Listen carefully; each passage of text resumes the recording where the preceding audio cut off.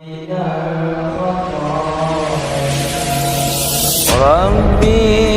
zidni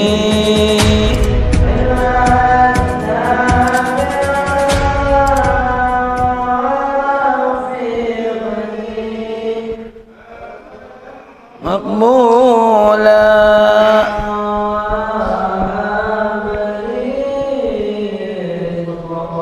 wasi'a taubatan wa tub alayya.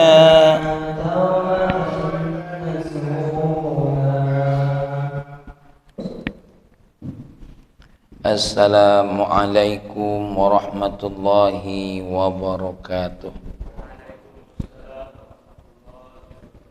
Alhamdulillah wassalatu wassalamu ala nabiyyina Muhammadin ibn Abdillah wa alihi wassahabah ma ba'du.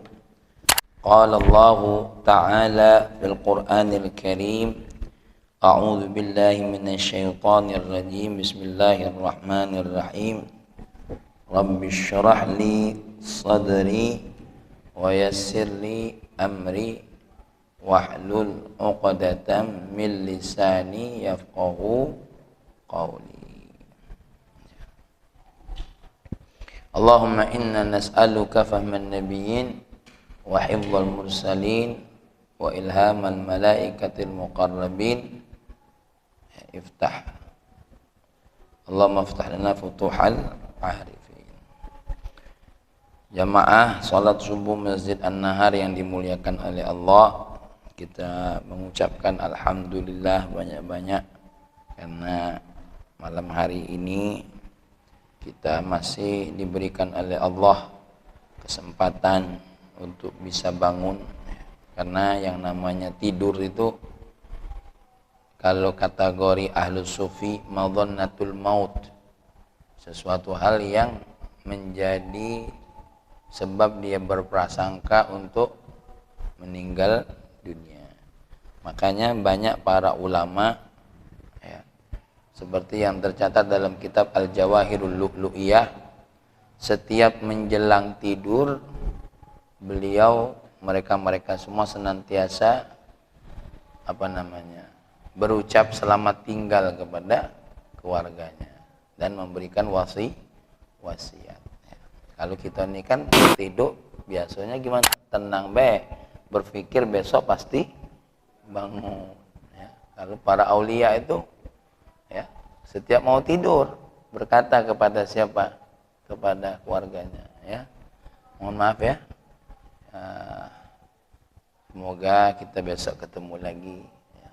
Jadi ya, bahkan mengucapkan apa? Astaudi'ukumullah. Ya, mengucapkan selamat tinggal. Saya mau tidur dulu. Ya, kenapa? Karena senantiasa di dalam hatinya apa? Madhannatul maut. Ya, kenapa? Yang paling dekat dengan kematian apa? Tidur. Ya, kalau kita sadar, makanya kita tuh ketika bangun apa bacanya? Alhamdulillahilladzi ahyana ba'da ma amatana. Ya. Segala puji bagi Allah yang telah menghidupkan kami setelah mematikan kami. Ya.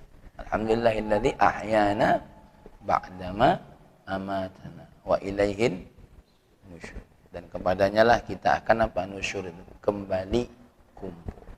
Itu doa. Ya. Dan kita doa tidurnya itu seram. Bismikallahumma ahya bismika. Jadi sebenarnya baca doa itu baca doa tidur itu bukan ringan. Ini Pak Taufik. Ya, dengan namamu ya Allah, ya, aku hidup, dan dengan namamu pula aku mati. Maka kita bersyukur nih, ya, dikasih oleh Allah kesempatan bangun lagi. Ya. Maka seperti yang pernah saya ceritakan, ada orang berkeluh kepada seorang kiai Gontor. Kiai, saya ini susah tidur. Kalau kita ditanya begitu, oh minum obat ini kamu tuh mungkin ini, ya coba tidur, tarik nafas. Jawaban kiai tadi mudah, pilih mau mudah tidur atau mau sulit bangun. Mau mudah apa? Mau sulit tidur atau mau sulit bangun? Karena milih mana? Susah tidur atau susah bangun? Ya, pilihannya itu. Jadi kalau orang soleh itu tidak penting susah tidur atau apa, enggak. Justru kalau susah tidur karena pikirannya kepada Allah, gimana? Adalah susah tidur baca, adalah susah tidur baca Quran, adalah susah tidur nulis seperti Imam Syafi'i. Kalau kita kan lain, susah tidur rotak-rotek, muka kudung. Ya, Masya Allah. Jadi kalau pilihannya Kiai Sahal apa Kiai apa lupa saya. Ya, yang jelas Kiai Gontor berkata apa? Ketika ada orang ngeluh, apa namanya? Saya susah tidur. Disuruh pilih. Nah, Rahmat susah tidur apa susah bangun? Ya. Karena kalau sudah susah bangun ini repot. Bisa jadi satu, tidak bangun karena penyakit.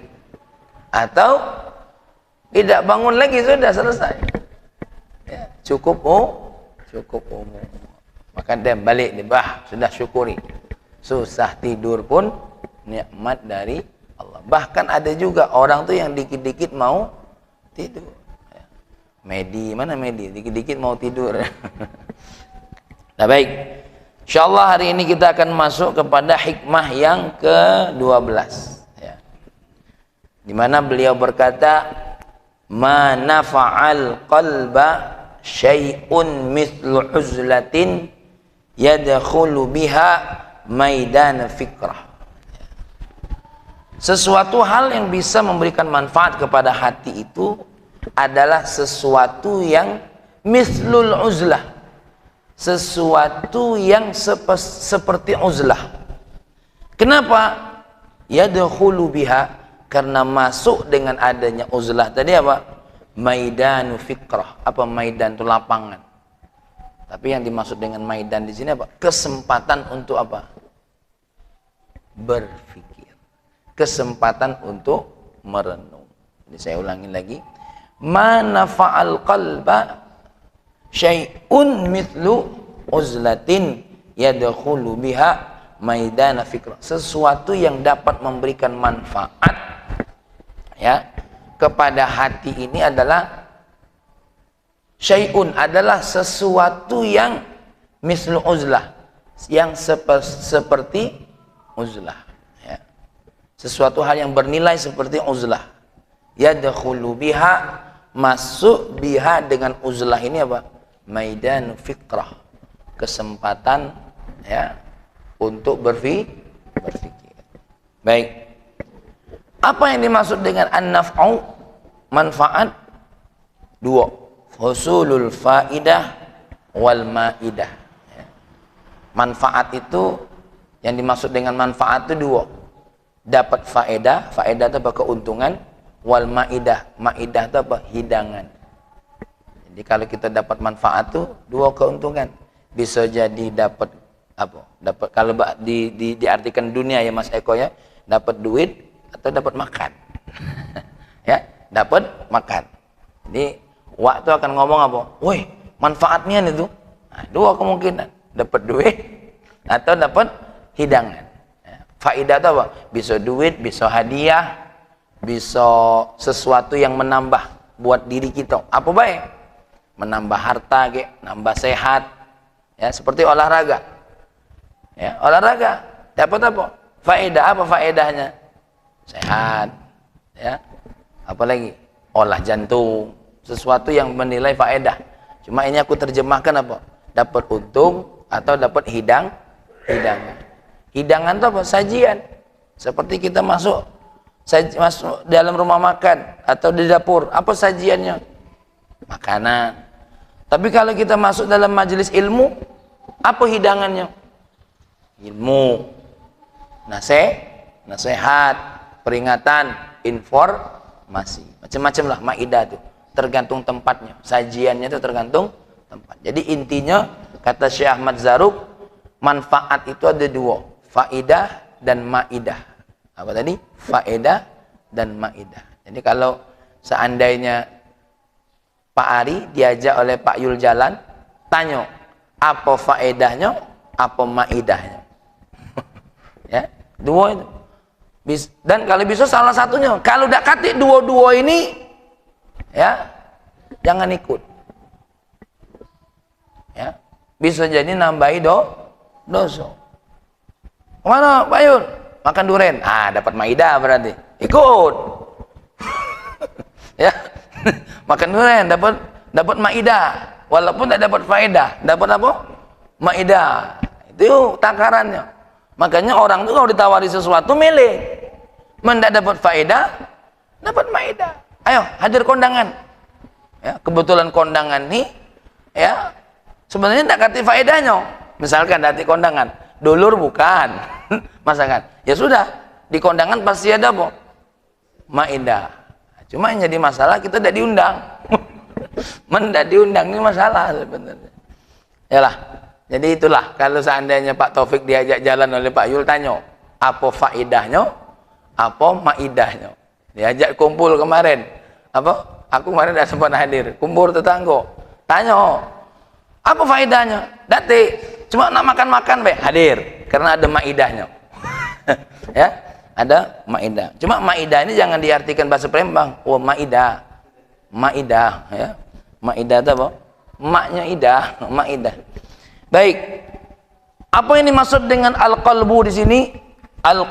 Al-quwwatul musta'iddah liqabulil mafhumat. Kekuatan yang sudah siap untuk menerima sesuatu hal yang harus difahami. Ya. Jadi yang dimaksud dengan hati itu apa? Al-quwwah, kekuatan al-musta'iddah yang sudah siap untuk menerima sesuatu hal yang harus difahami. Contoh, seseorang itu ditegur, belum tentu hatinya kuat. Belum tentu hatinya siap. Kalau hatinya belum siap, berarti apa? Di hatinya belum ada kekuatan untuk bisa menerima sesuatu hal yang harus dipahami. Ya, seperti anak kita. Ya contoh ayah saya lah, pernah nyuruh saya jualan minyak sama tasbih, jalan dari Mazroillah sampai ke pasar. Kita nih hatinya pasti nanya-nanya. Ya kadang-kadang namanya anak-anak, ayo dong, anak pimpinan pondok suruh jualan, jalan kaki pula. Nah itu tanda anak tadi hatinya belum kuat untuk mendapatkan sesuatu hal yang difahami.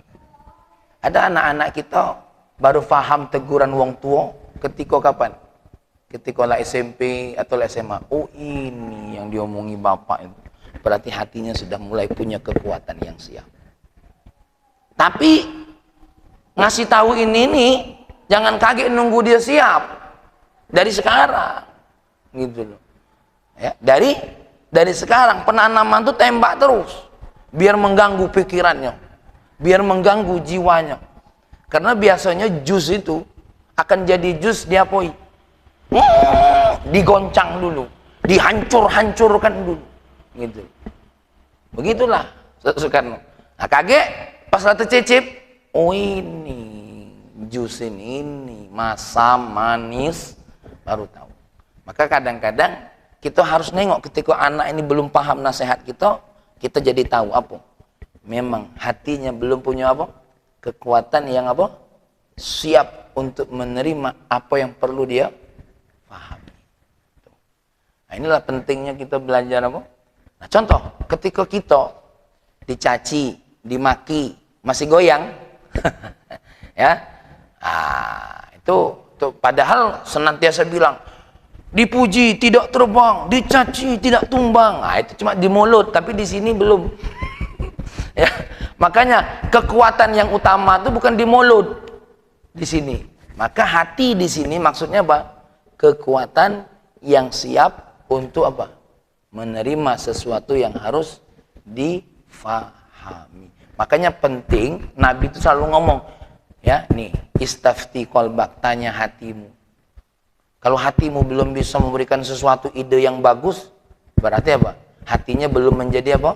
Kekuatan yang siap untuk menerima apa yang difahami. Ya contohlah cerita Nabi Ibrahim. Ya, ketika istrinya ditinggalkan. Kenapa engkau meninggalkan aku di sini? Diam, nabinya. Nabi Ibrahim tidak jawab. Pertanyaan kedua, kenapa kau tinggalkan aku di sini? Diam. Pas yang ketiga, apakah Allah yang menyuruhmu? Nabi cuma diam. Ya sudah. Kalau memang Allah yang menyuruhmu, aku yakin Allah tidak akan menelantarkan kami kedua. Maka pertanyaan yang ketiga menunjukkan kalau siapa? Sayyidah Hajar hatinya sudah memiliki apa? Kekuatan yang siap. Sama seperti siapa? Ismail, Nabi Ismail. Ketika diceritakan apa? Inni ara fil manami anni azbahuk. Aku melihat dalam mimpiku aku menyembelihmu. Dan mimpi seorang nabi bukan mimpi-mimpi we. Lagi Ustaz Soekarno tiba-tiba, "Dek, aku mimpi nyeburkan kau ke sungai." Bukan nabi, setan itu. Aku mimpi menyembelihmu. Karena apa? Kalau Allah ngasih perintah pasti Allah yang jamin. Ya. Fanzur madza tara. Coba lihat apa pendapatmu wahai Nabi Ismail. Apa kata Nabi Ismail? Faf'al ma tu'mar. Satajiduni insyaallah minas sabirin. Lakukan apa yang diperintahkan kepadamu.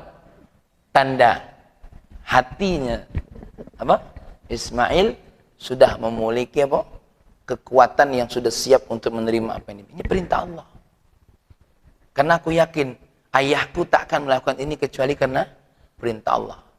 Aku yakin ibunya cerita, nah ibumu sama dirimu dulu masih kecil sudah ditinggalkan cuma berdua orang aja di sini.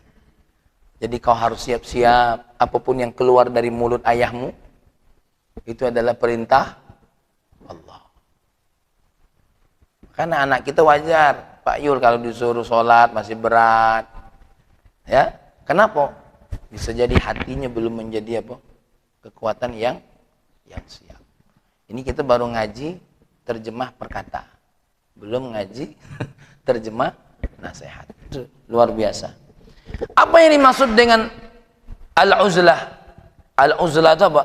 Al-infiradu bil hal, menyendiri dengan dalam keadaan. Menyendiri dalam satu keadaan. Tidak hanya sekedar menyendiri dalam satu tempat. Uzlah itu apa tadi? Tidak al-infirad bil hal, menyendiri dengan satu keadaan. Mang Israfil duduk di situ habis sholat subuh. Ya Allah, dosa-dosa aku yang dulu ya Allah. Ya Allah, alangkah banyak masih hutang puasa sama sholat dulu ya Allah. Itu sudah apa namanya? Uzlah namanya al-infirad bil hal. Pak Yul duduk di situ pagi-pagi, ya Allah, aku ini ke depan bagaimana proses menjadi hamba Allah yang bertakwa. Itu sudah apa namanya? Al-uzlah. Makanya kan kemarin dibilang uzlah itu menurut Dr. Muhammad Said Ramadan Buti tidak hanya apa? Tidak hanya sekedar menyendiri di tempat. Tapi yang dimaksud dengan uzlah itu apa? Menyendiri dengan halnya. Nanti kita akan paham. Nanti kita akan sebut bagaimana uzlah itu yang semestinya. Jadi ketika apa namanya? Ya, kita merenung, berpikir, menyendiri dengan hal kita, itu sudah apa namanya? Udah kategori uzlah namanya. Ya. Duduk, menyendiri, merenungi apa yang menjadi apa? Keadaan kita, baik tentang amalan kita, kondisi hati kita. Contoh kita habis marah ini contoh. Ya Allah, marah aku tadi itu berlebih-lebihan apa tidak ya Allah. Ya. Atau kita habis apa? Kita mencintai sesuatu.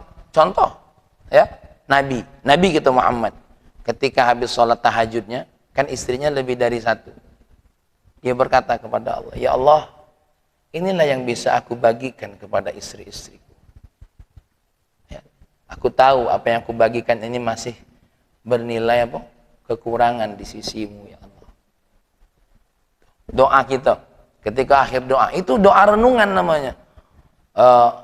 Rabbana taqabbal minna salatana wa siyamana wa qiyamana wa ruku'ana wa sujudana wa qu'udana, kalau ada doanya yang tambah, wa qu'udana wa takhashu'ana wa tadarru'ana wa ta'abbudana wa tammim taqsirana. Makanya Pak Ari Kalau bertanya doa yang paling makbul itu doa apa?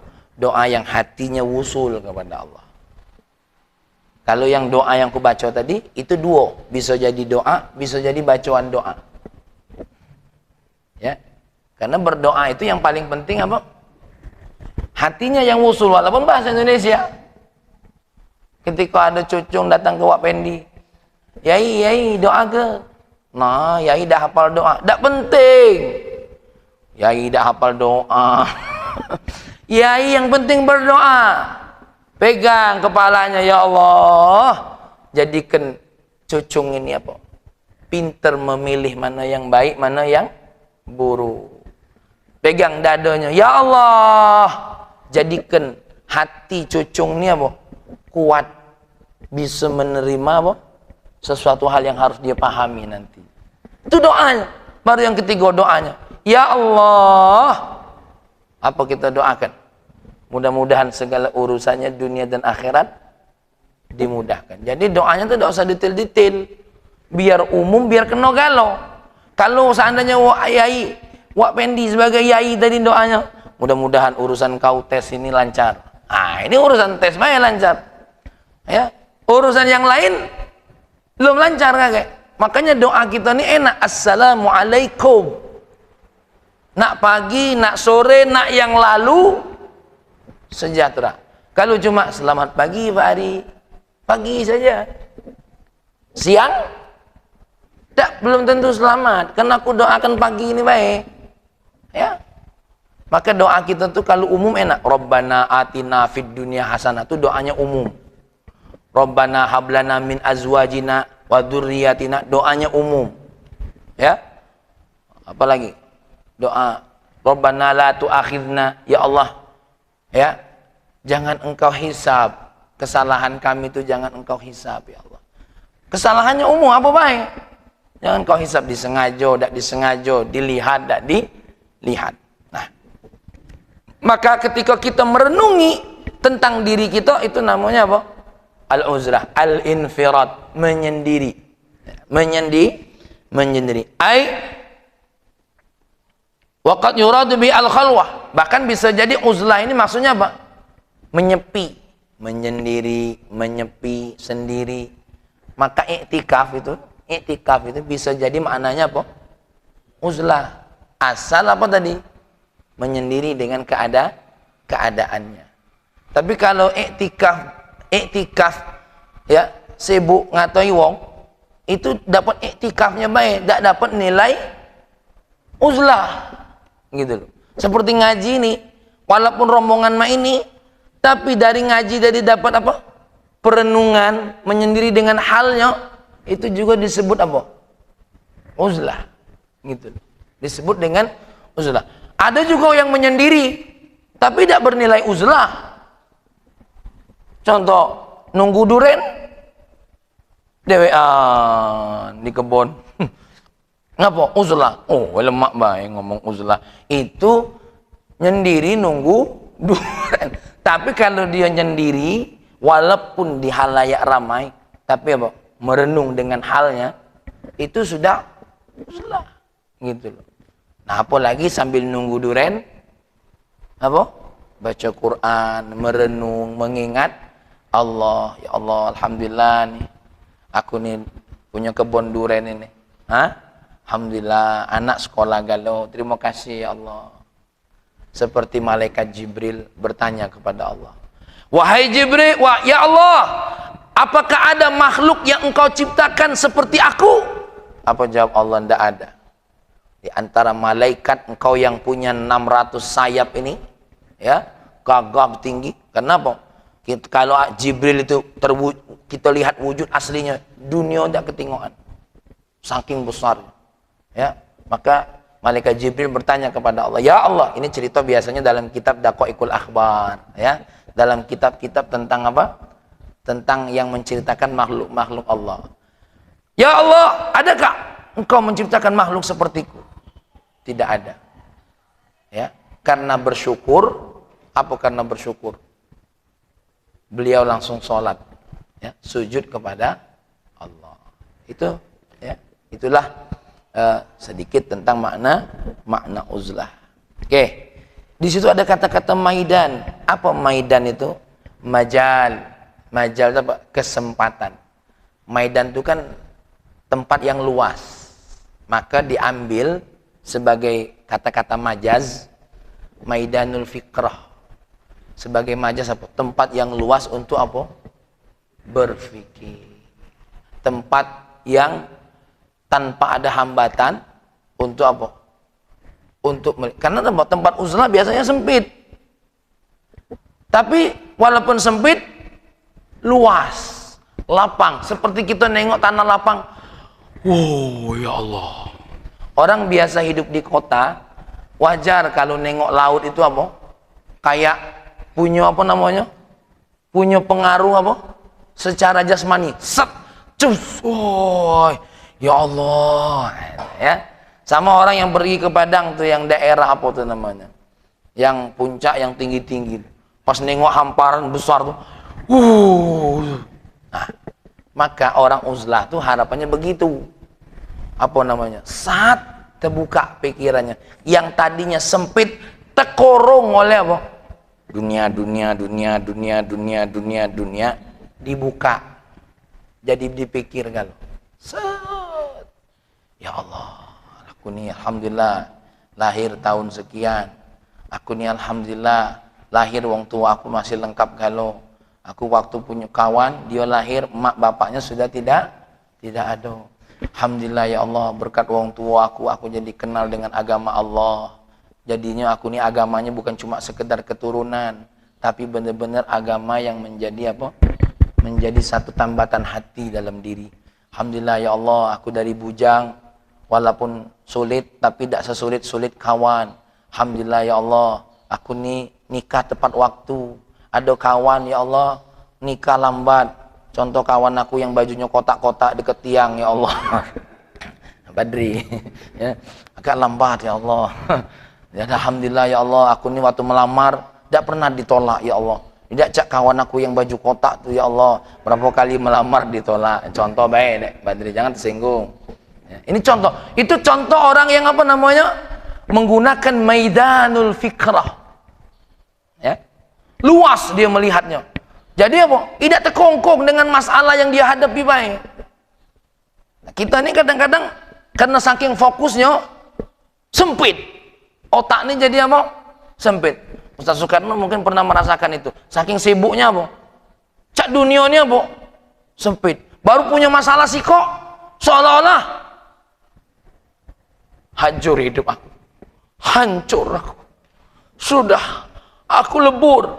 Cak mana Nabi Ayub? Lah ditinggal anak, penyakit pula, ditinggal tetangga. Ya. Makanya Sayyidina Umar ketika ditanya, "Kenapa engkau sabar dengan istrimu?"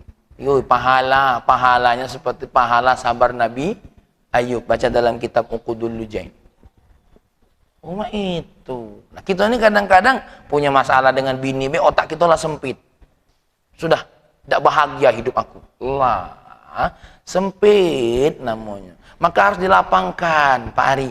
Lapangkan, biar jenggot itu tidak terlalu putih. Ya, kalau Wak Pendi ya lah kena layai. Pak Ari ini nah. Ya, itu dilapangkan. Biar tidak apa? Kuncup hidup itu. Ya. Contoh mungkin ya Allah, lupa terus di samping Pak Ari ini polisi kita. Pak Nata. Pak Nata mungkin ketika nerima tugas pas lebaran wong di rumah kan lo dia jago. Dah hancurnya kita lemaknya nih. Lapangkan. Kenapa? Ada wong-wong yang kadang-kadang pengen buat Nata, coba Nata, gitu loh. Aduh, lapangkan. Maka inilah pentingnya kita uzlah. Apa? Al-infirad bilhal. Masya Allah. Ya. Maka apa yang dikatakan beliau? Tidak akan ada yang bisa memberikan manfaat, kekuatan kepada yang harus dipersiapkan ini hati kita, kecuali apa?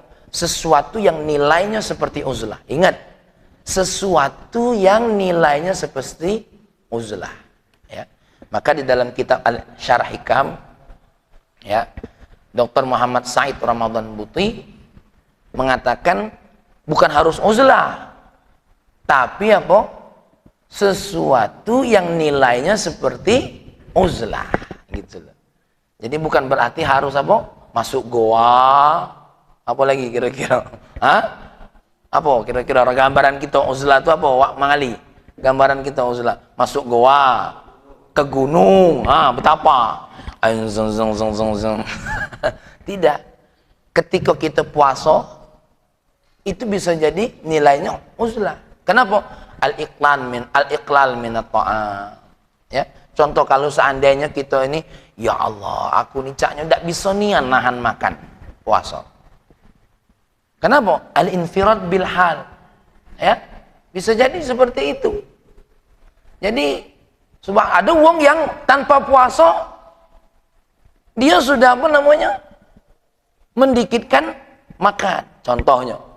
Dan puasa ini kan ada dua, ada puasa lahiriah, ada puasa batiniah. Makanya puasa itu ada tiga. Ada saumul am, puasanya wong umum. Saumul khas, puasanya wong khusus. Saumu khasil khas, puasanya wong yang khusus di atas khusus. Kita tidak ngaji ini dulu, ya. Iktikaf masuk kategori uzlah. Tadi kan sudah saya sebut. Iktikaf kategori apa? Uzlah. Asal memang jiwanya uzlah. Ya, asal jiwanya uzlah. Kenapa? Penting perenungan di diri. Gitu loh, ya. Karena kita ini, mohon maaf Pak Fendi, tidak merenung nih. Mungkin tidak ketengokan nikmat Allah yang banyak itu. Yang ketengokan apa? Bala, musibah, baik. Yang ketengokan apa? Solid hidup. Yang ditengok. Padahal kita ini sebenarnya tidak perlu solid. Makan tidak berhenti, tidur tidak berhenti. Nikmat galau isinya. Cuma bedanya duit kita tidak sebanyak tetangga. Itu bahaya sebenarnya. Mobil kita tidak sebagus mobil, padahal punya mobil. Cuma tidak sebagus bahaya sebenarnya. Ya, Mang Israfil itu ada duitnya. Mungkin tidak sebanyak anak konglomerat tetangganya situ. Nah, cuma gawe Mang Israfil depan rumah, mana tidak sempit otaknya. Nengoki rumah wong bae. Alang kepade rumah wong itu. Berapa duitnya? Berapa lama dia bangun? Ngapo dia tidak nukang dengan aku? Lah, ngapo tidak nukang dengan aku? Ya, sempit otaknya. Sempit. Maka kita ini Pak Taufik perlu melapangkan apa? Diri. Maka dalam ilmu pun sama. Biar otak kita tidak sempit, ditengok. Ada sekian ulama, ada Syafi'i, ada siapa? Maliki, ada Hanafi, ada Imam Ahmad. Tengok mereka itu. Bagaimana mereka ketika memahami masalah. Kenapa Imam Syafi'i wuduknya tidak perlu dipencet-pencet, asal mengalir saja sah. Imam Syafi'i itu apa? Namanya juga fatwanya tengah-tengah. Kenapa? Imam Syafi'i tahu ada hamba Allah yang kaget di akhir zaman model weli, yang wuduknya kecek. Ya, ada yang cak itu. Nah, orang yang cak ini cak mana? Wuduknya sah asal kena anggota tubuh. Coba kalau kita pakai Imam Malik, selesai, tidak sah itu. Karena Imam Malik harus mana?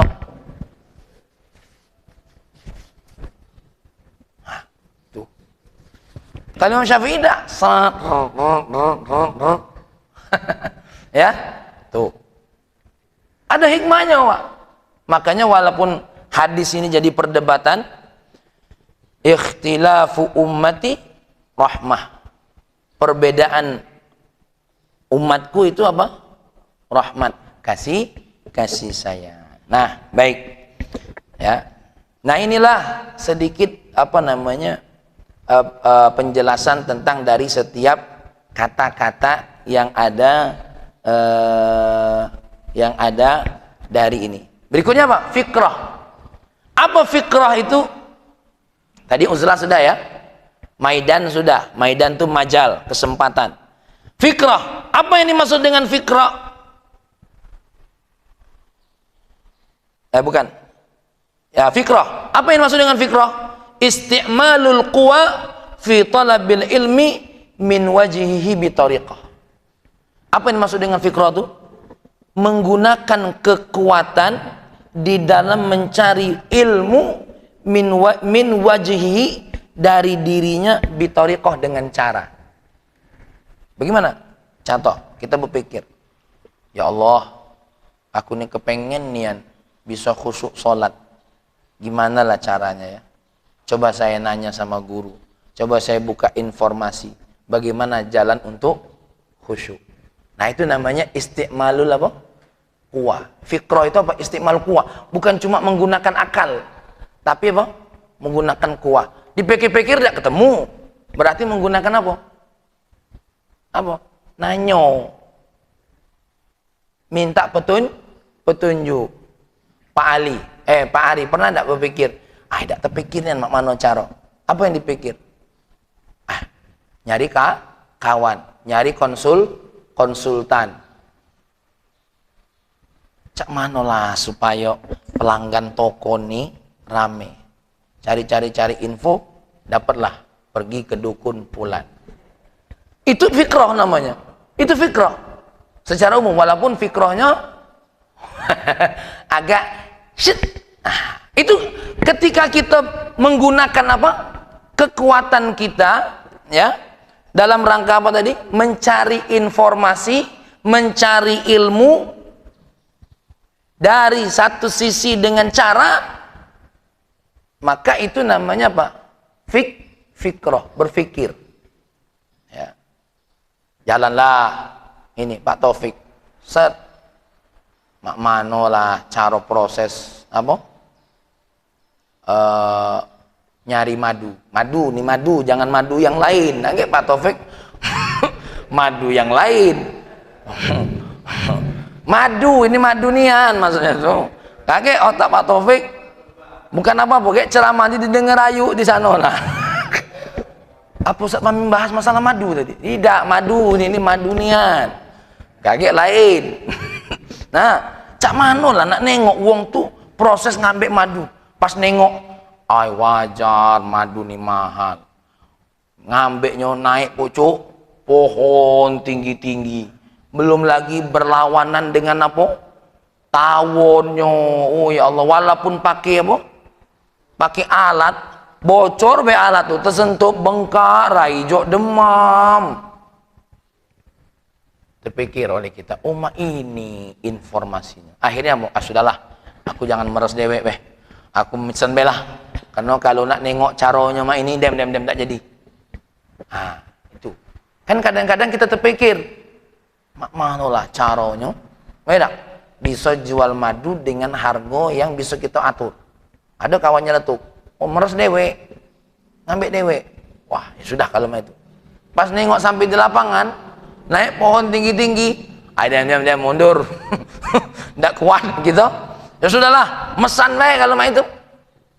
Dapat cara yang lain, mungkin mesen langsung di kebunnya, langsung apa namanya, mereka yang mengantarkannya. Ya. Macam-macam lah, masya Allah. Jadi istiqmalul quwah. Kita ini kuah di sini bukan kuah tewan, kuah kekuatan. Apa baik yang ada dalam diri kita, pengen mendapatkan apa? Informasi sehingga menjadi jalan kita. Sama seperti kita harus nanya terus. Apalah ya Allah, ada hati yang gundah gulana dalam diri ini. Apalah, ya, tuh begitu. Karena orang tuh pasti sudah fitrahnya, Wak Pendi, pasti berpikir untuk apa? Makin lebih baik. Nah, berikutnya, ya, makanya ini mohon maaf, kami kadang-kadang butuh beberapa hari karena kita memahami dulu apa makna kata-kata, biar jangan pakai terjemah saja. Ya. Oke, Syekh Ahmad Zarruq berkata kenapa? Wa inna makana ma dzukira anfa'a syai'in lil qalbi li wujuh. Uzlah apa tadi? Fikrah. Kenapa ini diperlukan? Kenapa ini dianggap yang paling bermanfaat? Kenapa? Maka ada beberapa alasan. Satu, diperlunya uzlah. Apa sebab? Takhallus minat ta'alluqi bil aghyar. agar kita tuh melepas diri dari kaitan dengan apa? Dengan segala sesuatu kejadian di antara kita. Seperti aku bilang tadi, kita ini kan setiap saat ada tidak kejadian. Maka ketika uzlah, kita lepas dulu dari kejadian-kejadian tadi. Kita lepas dulu dari istri kita sebentar. Kita lepas dulu dari siapa? Anak-anak kita dulu. Kita lepas dulu dari apa?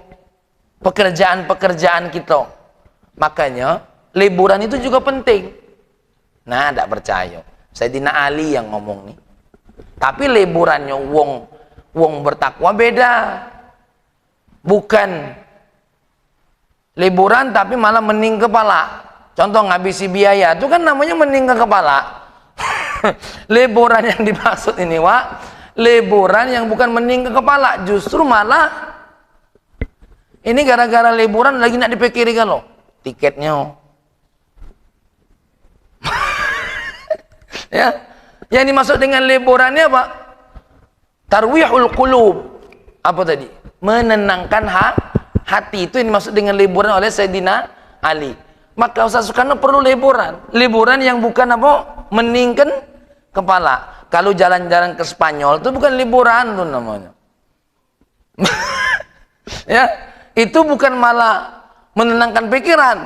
Jadi apa? Jadi kepikiran tuh namanya. Yang dimaksud dengan liburan nih, Wak, tarwihul qulub. Cak mano caranya kita ini apa? Menenangkan hati. Maka perlu liburan, perlu ada waktu. Karena kalau liburan itu bagi aku pekerjaan yang lain tuh namanya. Pekerjaan yang lain. Nah, ini liburan ala Wak Pendi, liburan ala Mang Ali ini apa? Tarwihul qulub. Kadang-kadang sesekali perlu apa? Takhallus. Apa takhallus tuh? Melepas diri dari kaitan kita dengan apa? Dengan kejadian-kejadian dalam kehidupan kita. Makanya kadang-kadang seperti tadi, seperti yang aku ceritakan Imam Sya'rawi, Syekh Sya'rawi di Mesir. Syekh Sya'rawi ketika selesai S1 dalam rangka menuju apa? Ma'rifatullahnya, dia uzlah. Bahkan cukup lama. Beliau tidak ceramah, beliau tidak apa? Tidak ikut dulu kegiatan apa? Orang secara umum. Tapi selesai uzlahnya, Masya Allah, melejit cepat. Kenapa? Apa yang beliau sampaikan berbeda dengan yang orang lain sampaikan. Itu buah daripada apa? Uzlah beliau. Buah daripada apa? Pemikiran-pemikiran beliau. Ya. Jadi ini penting. Maka mohon maaf ya, seperti ada yang dilakukan oleh jamaah tabligh 3 hari, itu termasuk uzlah. Ya. Tapi yang tidak boleh itu kalau kita ninggalin bini tanpa bekal. Karena ada oknum-oknum dari jamaah tabligh, ya, oknum, bukan jamaah tablighnya, oknum, ya. Karena jamaah tabligh itu secara akidah Asy'ariyah al-Maturidiyah, itu puncaknya ada di Temboro. Ya. Ini banyak oknum-oknum yang ninggalin apa? Keluarganya tanpa bekal, ada oknum. Tapi kalau dilihat kok ada orang yang ikut nigo 3 hari uzlah, 3 hari apa namanya jawal apa? Jaulah. Itu balik-balik dapat hidayah. Contoh yang diceritakan oleh Ustaz Dery, ada pemabuk total. Pemabuk total. Bini kena tabok terus. Bininya kena tabok terus. Dan subhanallah bininya termasuk sabar. 1 hari diajak untuk uzlah, untuk apa? Jaulah. Ya, untuk selama 3 hari udah selama-lama 3 hari. Suruh ikut. Tapi aku tak bisa lepas dari minuman. Bawa minumannya.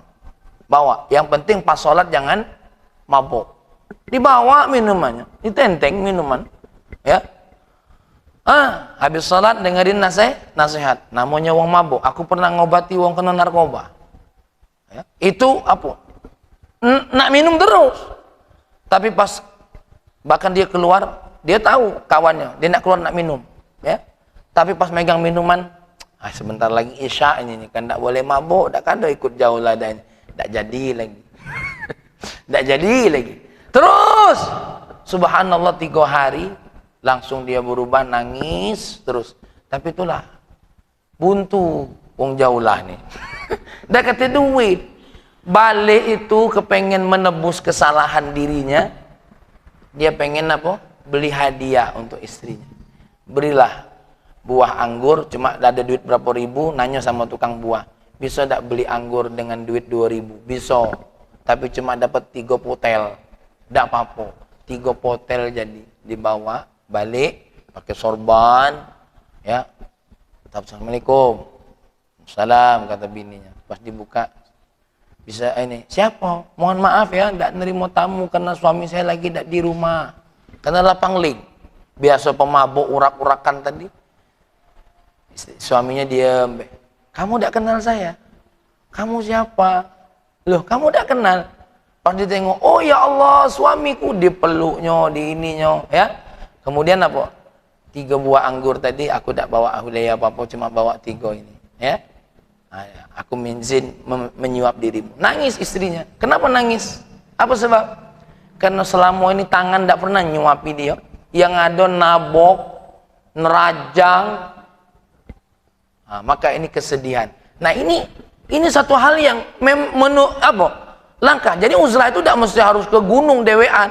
Apalagi dewean baik dak kate dapat ilmu mulu. Gila lah tu. Angak pojok gunung.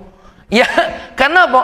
Tujuan kita uzlah tadi apa? Yang kemarin apa? Dapat ilmu, tazkiyatun nafsi, wa tathhirul qalbi. Maka jawabannya wa tathhirul qalbi, sesuatu hal yang bermanfaat apa? Uzlah. Maka uzlah itu dalam rangka apa tadi? Ya, faedahnya apa? Melepaskan diri dulu dari apa? Aktivitas kita. Uzlah. Walaupun mohon maaf 1 jam. Walaupun kadang-kadang setengah jam, merenung diri.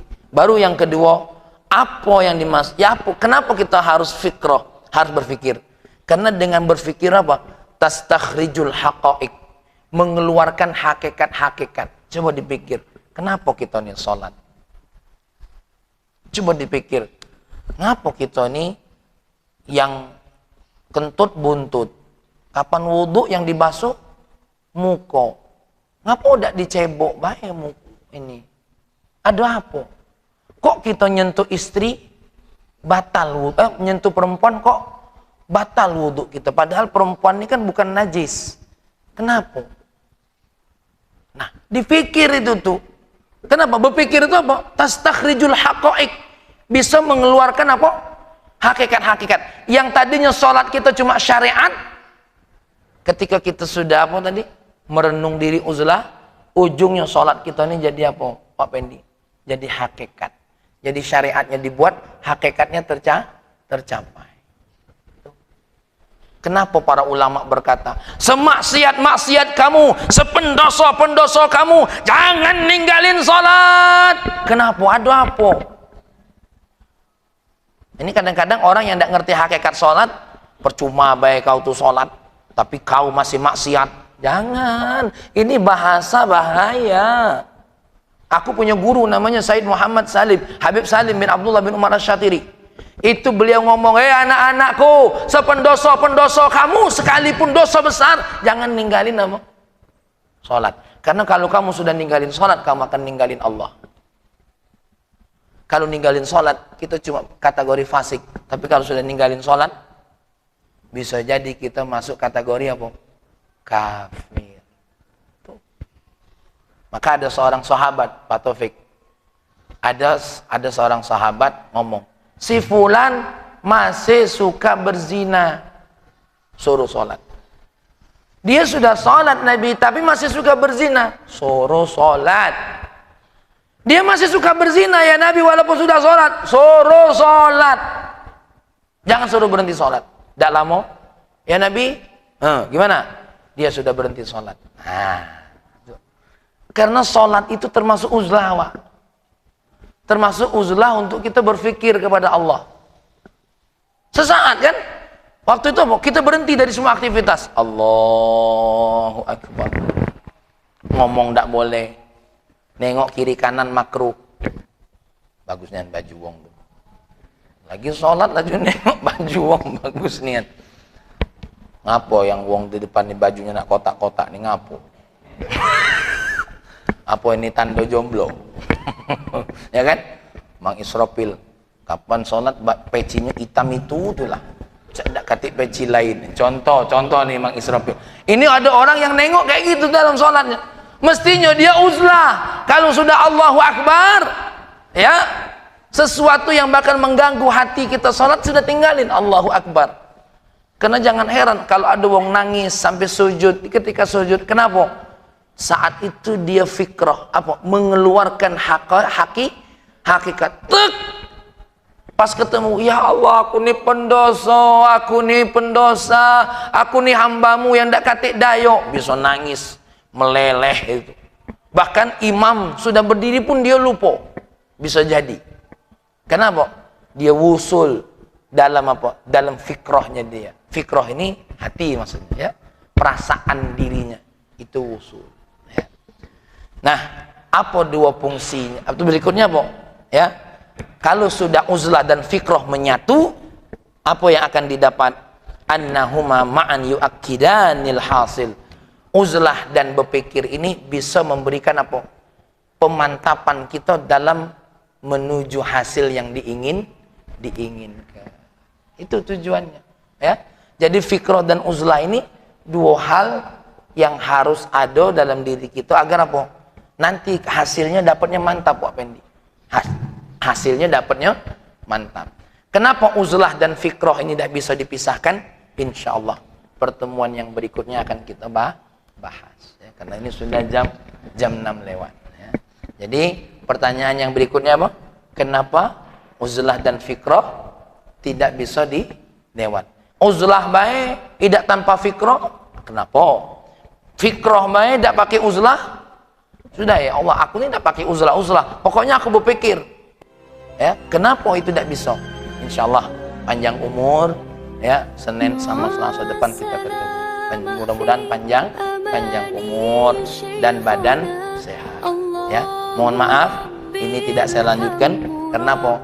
Karena pembahasannya masih panjang. Demikian yang dapat saya sampaikan. Mari kita berdoa kepada Allah. Allahumma shalli wa sallim ala sayyidina Muhammad wa ala ali sayyidina Muhammad.